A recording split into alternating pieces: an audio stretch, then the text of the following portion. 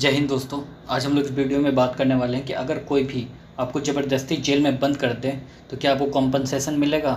जैसे कि राजा ने आप पे एनएसी लगा दिया और आपको जेल में बंद कर दिया और फिर आप 1 महीने बाद आते हैं और आपको पता चलता है कि यार मैंने तो कुछ किया ही नहीं है, मेरे को ऐसे ही जेल में बंद कर दिया, तो इस बात के लिए आपको कॉम्पनसेशन मिलेगा या नहीं। तो अब हम लोग बात कर लेते हैं कि ये न्यूज़ में क्यों है। तो सुप्रीम कोर्ट के अंदर हबीस कॉर्पस लगाई गई। तो पहली बात तो ये कि हबीस कॉर्पस क्या है। तो आपको पता है कि हमारी जो संविधान है उसमें फंडामेंटल राइट है।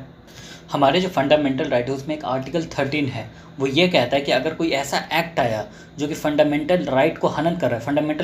फंडामेंटल राइट का मतलब हो गया हमारा जो मौलिक अधिकार है, उस पर अगर कुछ इफ़ेक्ट कर रहा है तो उसको नल एंड वॉइड करार दे दिया जाएगा और इसका मतलब कि उसको बिल्कुल ख़त्म कर दिया जाएगा उस एक्ट को, क्योंकि हमारे यहाँ जो सबसे बड़ा है वो हमारा फंडामेंटल राइट है।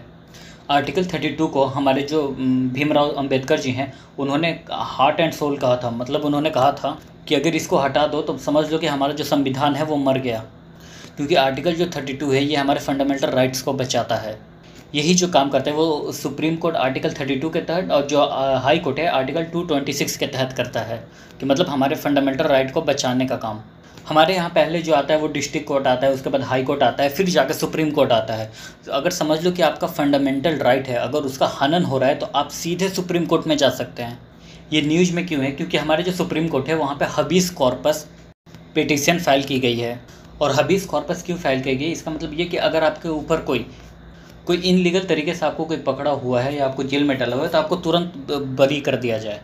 एक जो इंसान है उनको 2 महीने तक अरेस्ट करके जेल में रखा गया था। ये रहने वाले हैं मणिपुर के।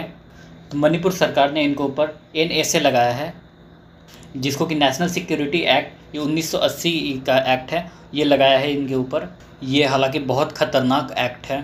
हालांकि ये अच्छा एक्ट है कि जैसे आपने कोई क्राइम किया तो उसके बाद इसको पकड़ा जाएगा, और इसमें ये भी है कि अगर आपके ऊपर शक भी है कि आप क्राइम कर सकते हो तो इसमें भी आपको पकड़ के अंदर कर दिया जाएगा। तो हालांकि इनको रिलीज कर दिया गया, ये अच्छी बात है। रही बात कि अगर मान लो कोई एक्यूज्ड है तो उनके लिए तो अच्छा है, बट अगर कोई डिसएग्री कर रहा है, उसने किया ही नहीं है, तो क्यों उनको जेल में डाल रहे हो। तो ये तो फिर अनलॉफुल डिटेंशन हो गया। तो जो लिशोमान है उन्होंने बोला है कि हमको कॉम्पनसेशन चाहिए, क्योंकि हमको तो 2 महीने तक बेकार में जेल में डाला गया। तो बात यहाँ पे ये आती है कि क्या आसान है कॉम्पनसेशन लेना। तो ये बिल्कुल आसान नहीं है, ये बहुत ही मुश्किल टास्क है। बट हाँ, ये सही बात है कि अगर गलती से उनको डाला जा रहा है तो उनको कॉम्पनसेशन मिलना चाहिए, क्योंकि उनका जो उतना का टाइम है वो तो बेकार चला गया उनका, क्योंकि आपने डिटेन किया और यहाँ पे जो सज़ा है वो तो साबित नहीं हुई, उनका जुर्म जो है वो प्रूफ तो नहीं हुआ, तो उनको तो कॉम्पनसेशन मिलना चाहिए। क्योंकि अगर बात कॉम्पनसेशन की आती है तो इनको जो है वो एक एक चीज़ दिखानी पड़ेगी कॉम्पनसेशन के लिए। तो पहला चीज़ तो ये दिखाना पड़ेगा कि हाँ सरकार ने इनको टारगेट किया है। उसके बाद इनको ये बताना पड़ेगा कि इनका जो अरेस्ट किया गया है वो एक कोई लीगल बेसिस नहीं था, वो एक इनलीगल डेथ था।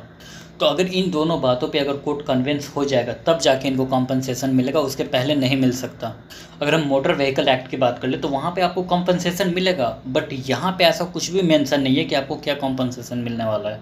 हालांकि ऐसे पहले हो चुका है कि अगर पुलिस ने किसी को ज़बरदस्ती अरेस्ट किया है और उसके बाद उसका जुर्म जो प्रूफ नहीं हुआ है तो उसमें कॉम्पनसेशन मिला है। जैसे कि 2019 की बात करें तो उस टाइम पे 5 लाख का कॉम्पनसेशन दिया गया था 6 लोगों को, जो कि 13 साल से जेल के अंदर थे और उस चीज़ के लिए जो कि इन्होंने किया ही नहीं था। तो अब सोच लो कि 13 साल तक इनको अपने इंसाफ का वेट करना पड़ा ये प्रूफ करने के लिए कि ये मुजरिम नहीं है। तो पहली बात तो यहाँ पे जो पुलिस है वो अपनी पावर को मिसयूज़ करती है, तो ये बिल्कुल भी सही बात नहीं है। क्योंकि बड़ी बात यहाँ पे ये हो जाती है कि पुलिस वाले तक तो ठीक है, बट अगर इसमें पॉलिटिशियन भी इन्वॉल्व हो जाए ना तो ये फिर बहुत हद तक क्या बोलते हैं कि आप छूट नहीं पाएंगे। तो अगर हम बात कर ले कि और देशों में कॉम्पनसेशन कैसे दिया जाता है, हमारे यहाँ 2 चीज़ें हैं। एक है हमारा procedure establish by the law, और जो दूसरा होता है ड्यू प्रोसेस ऑफ लॉ। हमारे यहाँ जो है वो procedure establish by the law बहुत ज़्यादा चलता है। इसमें ये हो गया कि एक प्रोसीजर इस्टेब्लिश कर दिया गया है और उसके ऊपर पूरा चीज़ चलेगा। जैसे कि मान लो कि कहीं लाठीचार्ज कर दिया गया तो कोर्ट ये देखेगा कि क्या वो कानून के दायरे में आता है, बस इतना देखेगा कोर्ट। और अगर हम अमेरिका की बात कर ले तो वहाँ पे ड्यू प्रोसेस ऑफ लॉ चलता है। इसमें क्या हुआ कि अगर लाठीचार्ज हुआ तो क्या ये सही है, लाठीचार्ज तो हुआ बट इसमें बहुत बेगुनाह भी पिट गए, तो उसमें बेगुनाहों को भी देखा जाएगा कि कहीं उनके अधिकार का हनन तो नहीं हो गया। तो अमेरिका के अंदर ये हिसाब किताब रहता है। तो अगर यहाँ पे कॉम्पनसेशन की बात कर रहे हैं तो फिर अगर कोर्ट से कॉम्पनसेशन मांगा जाता है, क्योंकि जुडिशरी जो है वो इंडिपेंडेंट है और यही एक जगह है जहाँ पे आपको इंसाफ मिल सकता है। अगर हम अमेरिका की बात कर ले तो वहाँ पे सिविल केस जो है वो फाइल किया जाता है, और जब भी पुलिस ब्रूटल होती है तो वहाँ पे केस फाइल किया जाता है, और वहाँ पे जो विक्टिम है उनको कॉम्पनसेशन मिलता है। क्योंकि अगर मान लो कि उनको प्रोसिक्यूट किया गया और वो गलत है और इसके अंदर अगर पुलिस इन्वॉल्व है, तो वहाँ पे जो है वो पुलिस के ही जो पैसे हैं ना वो विक्टिम को दे दिए जाते हैं। क्योंकि जो रेओना टेलर की किलिंग थी 2020 में जो किया गया था, तो उसमें बहुत ज़्यादा प्रोटेस्ट किया गया था, जो कि पुलिस ने मार दिया था। और जब कोर्ट को पता चला कि यहाँ पर रॉन्गफुली डिटेंट किया गया है, तो फिर $12 मिलियन का कॉम्पनसेशन दिया गया था। आप सोच सकते हो कि करोड़ों रुपए का कॉम्पनसेशन दिया गया था, और ये जो पैसा गया था ये पुलिस के खजाने से ही गया था। अगर यही वाला रूल अगर इंडिया के अंदर हो जाए कि कोर्ट अगर कॉम्पनसेशन देना शुरू कर दे, मान लो पुलिस ने आपको गलत तरीके से अरेस्ट कर लिया, उसके बाद आप जो है वो क्या बोलते हैं निर्दोष हो, तो उसके बाद अगर पुलिस के खजाने से आपको कॉम्पनसेशन देना शुरू कर दे कोर्ट, तो इससे ये होगा कि कम से कम पुलिस गलत काम करने से डरेगी। यहाँ पे पुलिस के पास वैसे भी पैसे होते नहीं हैं, और जो पुलिस है वो स्टेट सब्जेक्ट है, और पुलिस को ये भी डर बना रहेगा फिर कि यार ये तो हमारे ही खजाने से जाएगा। तो अगर ऐसा कर दिया जाए तो पुलिस जो है वो अपना काम जो है वो ईमानदारी से और ध्यान से करेगी। इस तरीके के अप्रोच के लिए पहले तो प्रॉपर सिविल सिस्टम चाहिए। हमारे यहाँ तो वैसे ही काफ़ी सारे केस जो हैं वो वैसे ही पेंडिंग पड़े हुए हैं।